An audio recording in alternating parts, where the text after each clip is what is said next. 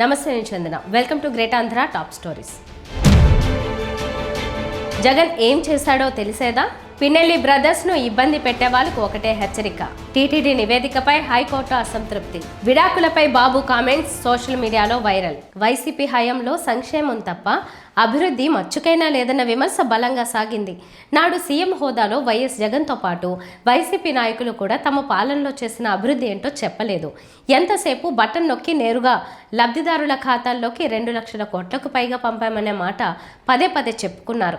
దీంతో వైసీపీ అంటే బటన్ నొక్కడం తప్ప మరే పని చేయని పార్టీగా మిగిలిపోయింది.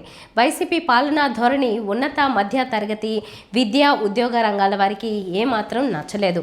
ట్యాక్స్ రూపంలో తాము చెల్లించే సొమ్మంతా అప్పనంగా పంచుతూ ప్రజల్ని సోమరిపోతుల్ని చేశారనే కోపాన్ని పెంచుకున్నారు. ఎన్నికల్లో దాన్ని చూపారు. ఇలా అన్ని వర్గాల ప్రజాగ్రహానికి గురి కావడం వల్లే వైసీపీ ఘోర పరాజయాన్ని చూరగొంది.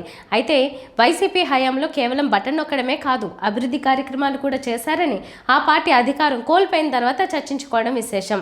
అది కూడా టీడీపీ పుణ్యమా అని జరుగుతోంది. వైసీపీ హయాంలో 17 మెడికల్ కాలేజీలు మంజూరు కావడం, వాటిలో 7 నిర్మాణాలు కూడా పూర్తయిన సంగతి కూటమి ప్రభుత్వం వల్లే తెలిసొచ్చింది. అలాగే భోగాపురం ఎయిర్పోర్ట్ గురించి అంతే. ఆ విమానాశ్రయానికి భూ కేటాయింపులు, న్యాయస్థానాల్లో కేసుల పరిష్కారం అన్నీ కూడా వైసీపీ హయాంలోనే జరిగాయన్న సంగతి ఇప్పుడు బయటకు వచ్చింది. 2026 నాటికి విమానాశ్రయం వాడుకలోకి వస్తుందని సీఎం హోదాలో వైఎస్ జగన్ చెప్పడం గురించి అందరూ మాట్లాడుకుంటున్నారు. ఇలా ఏది తీసుకున్నా వైసీపీ ప్రభుత్వ కృషి దాగి ఉండడం విశేషం. అధికారంలో ఉన్నప్పుడు చెప్పుకోవడం చేత కాలేదు. అందుకే ఎన్నికల్లో మూల్యం చెల్లించుకోవాల్సి వచ్చింది. అంతెందుకు, ల్యాండ్ టైటిలింగ్ యాక్ట్ కూడా అంతే. వైసీపీ హయాంలో రీసర్వేపై ఎన్నికల సమయంలో టీడీపీ పెద్ద ఎత్తున దుష్ప్రచారం చేసింది. మళ్ళీ వైసీపీ అధికారంలో వస్తే మీ భూముల్ని లాక్కుంటుందని రీసర్వేను చూపి టీడీపీ భయపెట్టింది. ఇందుకు పాసు పుస్తకాలపై వైఎస్ జగన్ బొమ్మ వేయడం కూడా టీడీపీ ప్రచారాన్ని నమ్మడానికి కలిసి వచ్చింది. ఇప్పుడు అదే రీసర్వేని కూటమి సర్కార్ చేస్తోంది. అప్పుడలా ఇప్పుడిలా ఎందుకని ప్రశ్నించే నాదులే లేరు. వైసీపీలో నిర్లక్ష్య ధోరణి. దీన్నే ప్రచారం చేసుకోవాలో వద్దో కూడా వైసీపీకి ఒక స్పష్టత ఉండదు. ఎన్నికల్లో ఘోర పరాజయం తర్వాత కూడా ఆ పార్టీలో ఎలాంటి మార్పు రాకపోవడమే ఆశ్చర్యం కలిగిస్తోంది. సహజంగా ఓడిపోయిన తర్వాత ఏ పార్టీ అయినా లోపాలని సరిదిద్దుకునేందుకు ప్రయత్నిస్తుంటుంది. అదేంటో కానీ వైసీపీ ఆ దిశగా ఆలోచన చేయదు. భోగాపురం ఎయిర్పోర్ట్ను ప్రారంభించిన మరుసటి రోజు ఇది తమ ఘనతే అని వైసీపీ చెప్పుకుంది. అంతవరకు టీడీపీ తమ ఘనతగా ప్రచారం చేసుకుంది. ప్రభుత్వ ఆధ్వర్యంలో నిర్మించాల్సిన వైద్య కళాశాలని ప్రైవేటు పరం చేయాలని కూటమి సర్కార్ నిర్ణయించడంతో వాటి గురించి విస్తృతంగా చర్చ జరిగింది. వైసీపీ హయాంలో జగన్ ఇంత అద్భుతమైన పని చేశారా అని అప్పుడు జనాలకు తెలిసొచ్చింది. కూటమి ప్రభుత్వం తప్పుడు ఆలోచనలు చేయకపోతే వైసీపీ హయాంలో చేసిన మంచి పనుల ప్రస్తావనే వచ్చేది కాదు. సీఎంగా వైఎస్ జగన్ బటన్ నొక్కడమే కాదు, వైద్య కళాశాలలు, భోగాపురం ఎయిర్పోర్ట్ లాంటి అభివృద్ధి పనులకు శ్రీకారం చుట్టారనే వాస్తవం మరుగున పడేది. అంతా టీడీపీ దయ వైసీపీకి ప్రాప్తం అన్నట్టుగా తయారైంది. వైసీపీ సీనియర్ నాయకుడు, మాజీ ఎమ్మెల్యే పిన్నెల్లి రామకృష్ణారెడ్డి, ఆయన తమ్ముడు వెంకటరామిరెడ్డిని ఇబ్బంది పెట్టే వాళ్లకు మాజీ మంత్రి ఆర్కే రోజా స్ట్రాంగ్ వార్నింగ్ ఇచ్చారు. ఇవాళ నెల్లూరు జైల్లో వాళ్లను ఆమె పరామర్శించారు. అనంతరం ఆమె మీడియాతో మాట్లాడుతూ కూటమి పాలకులపై తీవ్రస్థాయిలో విరుచుకుపడ్డారు. వైసీపీ నాయకులపై కేసులు పెట్టి అరెస్ట్ చేసి ఏదో మన పడైపోయిందని చంకలు గుద్దుకుంటున్నారేమో, వాళ్ళందరికీ ఒకటే హెచ్చరిక అని రోజా అన్నారు. 10ంతలు అనుభవించడానికి సిద్ధంగా ఉండాలని రోజా హెచ్చరించడం గమనార్హం. టీడీపీ నాయకులు తమలో తాము గొడవపడి చంపుకుంటే పిన్నెల్లి బ్రదర్స్ను ఎలా అరెస్ట్ చేస్తారని ఆమె నిలదీశారు. టీడీపీ నాయకులు ఆధిపత్య పోరులో భాగంగా చంపుకున్నట్టు నాటి ఎస్పీ చెప్పారని, అలాగే సొంత పత్రిక రాసిందని ఆమె గుర్తు చేశారు.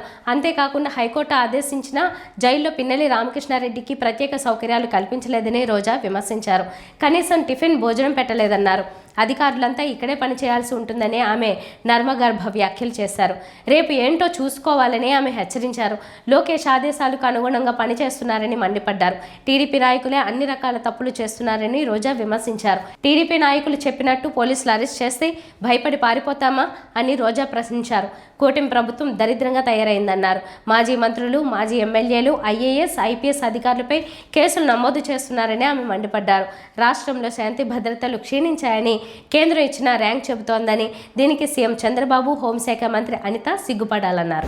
టీటీడీ నివేదికపై ఏపీ హైకోర్టు తీవ్ర ఆగ్రహం వ్యక్తం చేసింది.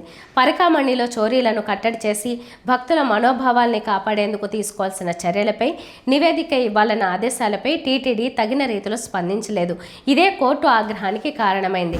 పరికామణి చోరీ కేసు వ్యవహారంలో ఏపీ హైకోర్టు చాలా సీరియస్గా ఉంది. ప్రతి అంశాన్ని సీరియస్గా తీసుకుంటోంది. ఈ నేపథ్యంలో పరికామణిలో చోరీ జరిగితే భక్తుల మనోభావాలు దెబ్బతింటాయని కోర్టు భావిస్తోంది. అందుకే పరికామణిలో చోరీలకు చోటు లేకుండా మానవ ప్రమేయాన్ని తగ్గించడం, యంత్రాల వినియోగాన్ని పెంచాలని కోర్టు ఆదేశించింది. అలాగే పరికామణిలో భక్తుల వివరాల లెక్కింపు సలహాలు, సూచనలతో ముందుకు రావాలని ఇటీవల కోర్టు సూచించిన సంగతి తెలిసిందే. ఈ మేరకు కోర్టుకు టీటీడీ నివేదిక సమర్పించింది.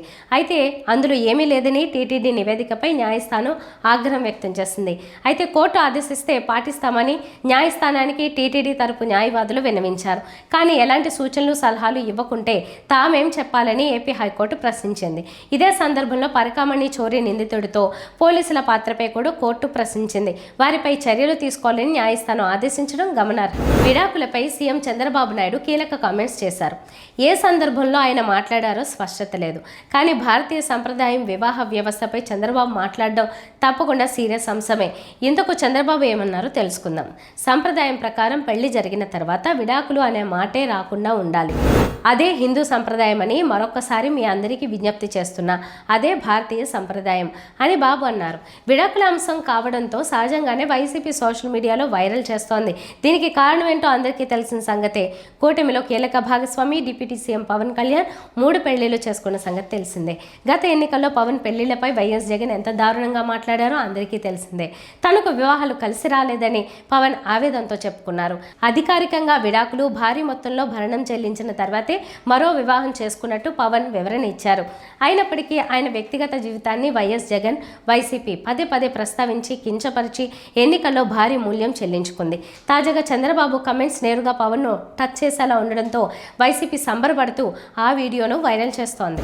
ఇవి వాళ్ళ టాప్ స్టోరీస్. మరిన్ని అప్డేట్స్తో కలుద్దాం. నమస్తే.